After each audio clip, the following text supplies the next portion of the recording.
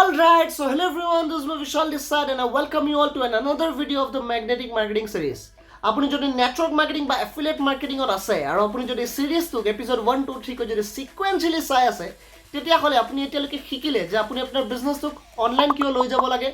আপুনি আপোনাৰ সোশ্যাল মিডিয়াত এটা ব্ৰ্যান্ড কেনেকৈ ক্ৰিয়েট কৰিব আপুনি সোশ্যাল মিডিয়াত আপোনাৰ প্ৰফাইলটো কেনেকৈ ডিজাইন কৰিব কি পোষ্ট কৰিব আৰু কন্টেন্ট কোড বিচাৰি পাব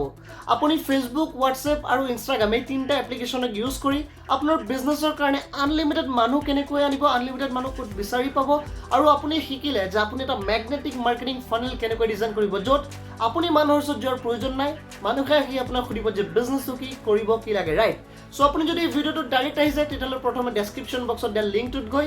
এই সিৰিজটো সিকুৱেন্সিয়ালি চাওক তেতিয়াহে আপুনি এটা ডাঙৰ বিজনেছ অনলাইন বিল্ড কৰিব পাৰিব right so let's start today's video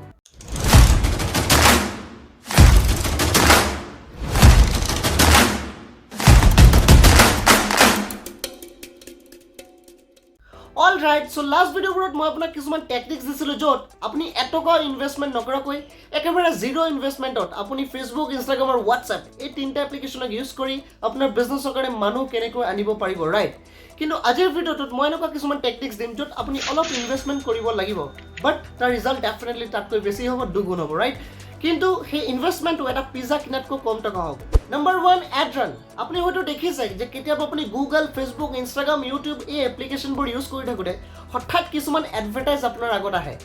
আপোনাৰ নিজৰ তেনেকুৱা এডভাৰটাইজ ক্ৰিয়েট কৰায়ো আপুনি তাৰ পৰাও মানুহ আনিব পাৰে আপোনাৰ বিজনেছৰ কাৰণে এটা এডভাৰটাইজ ৰান কৰাৰ দুটা সিস্টেম হৈছে এটা হৈছে আপুনি হয়তো কাৰোবাক ধৰিব লাগিব বা কোনো মাৰ্কেটিং এজেন্সিক ধৰি পেলাই আপুনি তাক কিছু কেটকামান দি আপুনি হিহঁতৰ হাতেৰে আপুনি এটা আপোনাৰ এটা এডভাৰটাইজ ক্ৰিয়েট কৰাব লাগিব আৰু তাকে ৰান কৰাব লাগিব আৰু এটা অপচন আছে আপুনি নিজে এডভাৰটাইজ কেনেকৈ ৰান কৰে এইটো শিকি লৈ আপুনি নিজৰ এডভাৰটাইজটো ৰান কৰিবই কিন্তু তাৰ লগতে আৰু এটা বেনিফিট আছে আপুনি ফ্ৰিল্যান্সিং কৰি মানে আপুনি বেলেগৰ এডভাৰটাইজ ৰান কৰায়ো আপুনি তাৰ পৰাও এটা ইনকাম কৰিব পাৰে মানে আপুনি এটা সেকেন্ড সোৰ্স অফ ইনকাম কৰি ল'ব পাৰে এটা এডভাৰটাইজ কেনেকৈ ডিজাইন কৰে কেনেকৈ পোষ্ট কৰিব লাগে পইচা কেনেকৈ লগাব লাগে এইখিনি যদি শিকিব বিচাৰে তেতিয়াহ'লে ডেসক্ৰিপচন বক্সত দিয়া লিংকটোত আপুনি মোক খুৰক আৰু ডাইৰেক্টলি আপুনি খুৰক যে আপুনি এডভাৰটাইজ ৰান কেনেকৈ কৰে এইটো শিকিব বিচাৰে আৰু মই তাত ডেফিনেটলি গাইড কৰিম আৰু আপোনাক এনেকুৱা এজন মানুহে আপোনাক এডভাৰটাইজ কেনেকৈ ৰান কৰাব লাগে শিকাব যিজনে অলৰেডি মাৰ্কেটিং এজেন্সি এটা চলাই আছে আৰু 18 বছৰ বয়সত যাৰ নাম হৈছে কি আৰ্যন ত্ৰিপাঠী তেখেতে সেই এডভাৰটাইজ ৰান কৰিয়ে আজি 10 crores এটা কোম্পানী তেখেতে বিল্ড কৰিছে যাৰ নাম হৈছে কি এডিমাইজ সো তেখেতে আপোনাক ডেফিনেটলি ডাইৰেক্টলি শিকাব যদি শিকিব বিচাৰে ৰেজিষ্টাৰ কৰক নাম্বাৰ 2 পেজ মাৰ্কেটিং বা ইনফ্লুয়েন্সাৰ মাৰ্কেটিং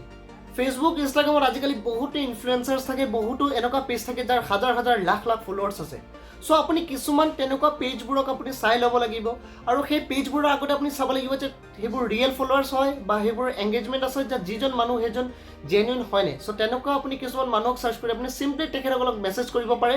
এডভাৰটাইজ ৰান কৰিবলৈ বহুতে তেখেতসকলৰ বায়ত চাব লিখা থাকে ডিএম ফৰ কোলাবৰেচন সো আপুনি তেখেতসকলক কেইটকামান দি পেলাই আপোনাৰ বিষয়ে এটা ষ্টৰী লগাই ল'ব পাৰে আপুনি তেখেতক সিম্পলি ক'ব পাৰে যে মোৰ এই ষ্টৰীটো লগাই দিয়ক আৰু আপুনি মই ইমান টকা দিম ৰাইট সো কিছুমানে 100 200 300 তেনেকুৱা চাৰ্জ কৰিও আপোনাৰ কাৰণে ষ্টৰী লগাই দিব পাৰে সো মই তেনেকুৱা ষ্টৰী অলৰেডি লগাইছো সো ইনফ্লুয়েন্সাৰ কেনেকৈ বিচাৰিব কোনবোৰ জেনুইন কেনেকৈ চাব সেইবোৰ যদি শিকিব বিচাৰে তেতিয়াহ'লে ডেসক্ৰিপচন বক্সত দিয়া লিংকটোত ডেফিনেটলি ৰেজিষ্টাৰ কৰক নাম্বাৰ 3 ইন্টাৰ্নশ্বিপ কম্পিটিশনছ বা ৱেবিনাৰ কণ্ডাক্ট মই মোৰ একেবাৰে ইনিশিয়েল ডিজত এইটোৱে কৰিছিলো সাপোজ আপুনি ধৰক ভাল গান গাব জানে বা আপুনি ভাল গিটাৰ বজাব জানে বা আপুনি গোল সেটিংৰ ওপৰত ভাল লেকচাৰ দিব জানে বা আপুনি পাব্লিক স্পিকিং শিকাব পাৰিব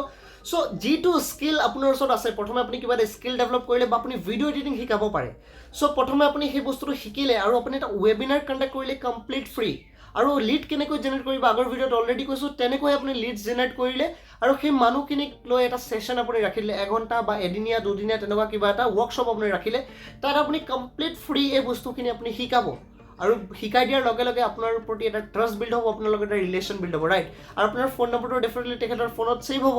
আৰু এইটো গেম একেবাৰে লাষ্টত আপুনি আপোনাৰ প্ৰেজেন্টেশনটো পিচ কৰিব পাৰিব আপুনি গোটেইখিনি শিকালে আপুনি এটা চাৰ্টিফিকেট দি দিব পাৰে যে আপোনাৰ প্ৰগ্ৰামটো এটেণ্ড কৰাৰ কাৰণে আৰু তাৰ পিছত আপুনি সিম্পলি আপোনাৰ আপুনি ক'ব পাৰে যে মই আপুনি যদি ঘৰত বহি বা কিবা এটা যদি আৰ্নিং কৰিব বিচাৰে তেনেকৈ আপুনি আপোনাৰ ভাষাত সজাই ক'লে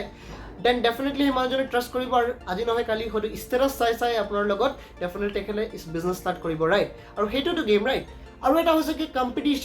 কম্পিটিশনছটো কি হয় সাপোজ আপুনি সিংগিং ইণ্ডাষ্ট্ৰীৰ লগত ৰিলেটেড বা আপুনি ধৰি লওক ডান্স ইণ্ডাষ্ট্ৰীৰ লগত ৰিলেটেড আপুনি কিছুমান কম্পিটিশনছ অৰ্গেনাইজ কৰিব পাৰে আল্টিমেটলি আমাৰ উদ্দেশ্য এটাই আপোনাৰ ফোন নম্বৰটো সেই মানুহজনৰ আপোনাৰ লিডছৰ মানে কাষ্টমাৰৰ ফোনত ছেভ হোৱা ৰাইট আপুনি